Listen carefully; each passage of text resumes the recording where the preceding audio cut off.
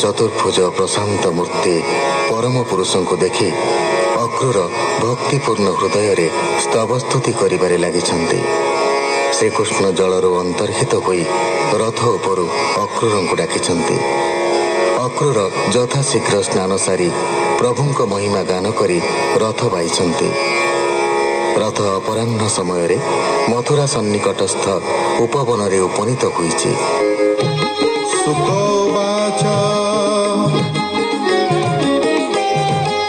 अक्रूर सिरे कर दे बोलई कृष्ण मुख चाही एकथा नुहई उचित तू कि न जाणु गोपीनाथ तुम्भ दुहिंकी छाड़ी करी जीवन थिब कि मोहरी भगत वत्सल मुरारी मते न छाड़ कोप करी भोनाथ आस मोर घर बांधव जेबे मु तुम्भर पवित्र कर मोर पूरा अशेष ब्रह्मांड ठाकुर।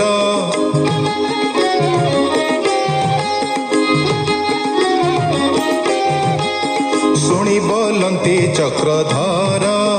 अक्रूर कंधे देई कर भोता तो शुण मो वचन मने तू न विचार आन अवश्य जीवी तोर पूरा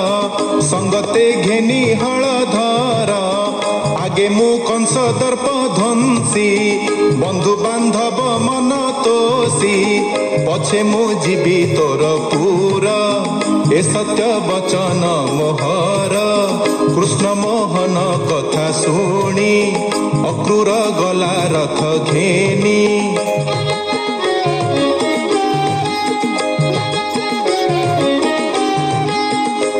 विचार करी मन नबरे प्रवेशी बहन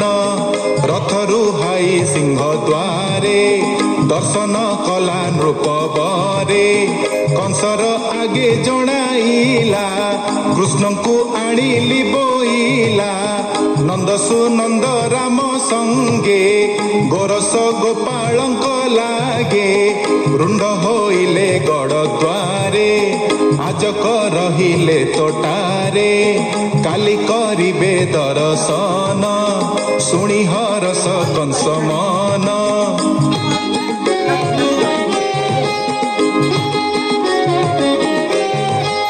संतोष मने भोज वीर अक्रूरे देला उपहार कृष्ण जे थिले उपबने गोपाळे मिलिले बहने तोटारे होइले करुंड आबरी मथुरार दांड जे जहा मते साजी घर नाना प्रकारे उपहार करंती रंधन भोजन हरस गोपालंक मन भोजन सारी बेनी भाई गोपाल पुअंकु अनाई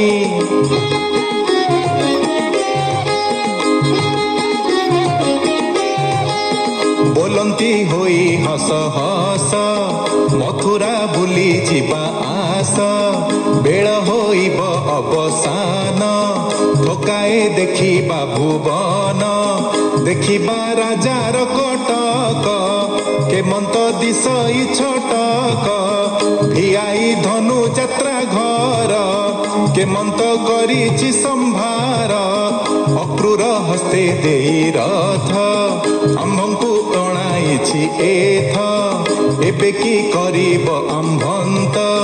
होइलु ताहार आयत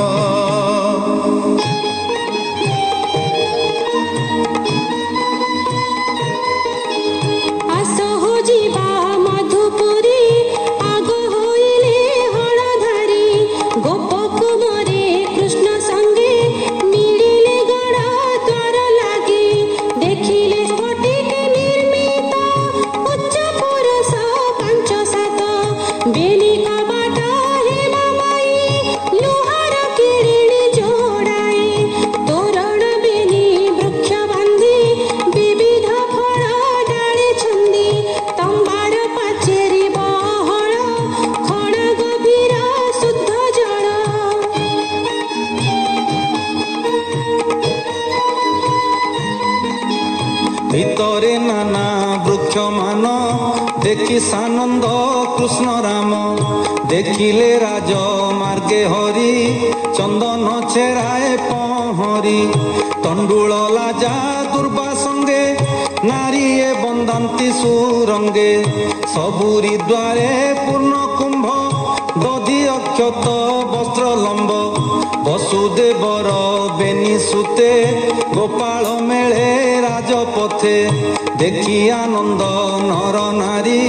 पड़िला राजपथे हुरी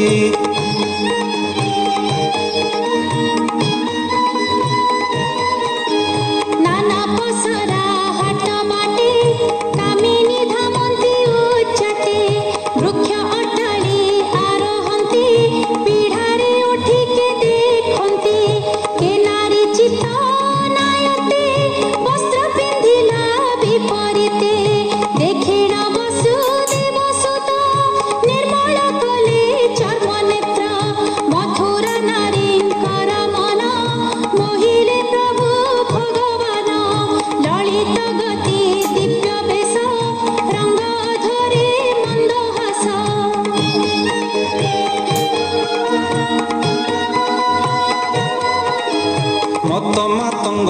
प्राय होई कटाक्ष नयने अनाई मथुरापुर नारींकर